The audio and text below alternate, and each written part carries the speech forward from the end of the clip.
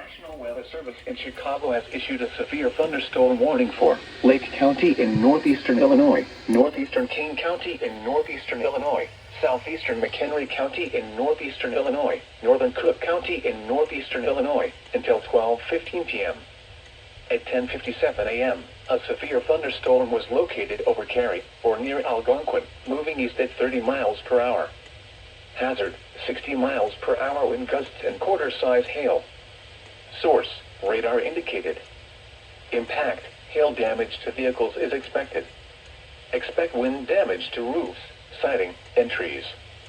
Locations impacted include Chicago, Elgin, Waukegan, Arlington Heights, Evanston, Schaumburg, Palatine, Skokie, Des Plaines, Mount Prospect, Hoffman Estates, Glenview, Buffalo Grove, Bartlett, Crystal Lake, Streamwood, Hanover Park, Carpentersville, Wheeling, Park Ridge, Northbrook, Elk Grove Village, North Chicago, Gurnee, and Mundelein.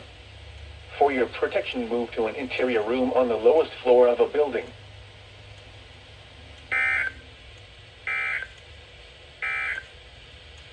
This is no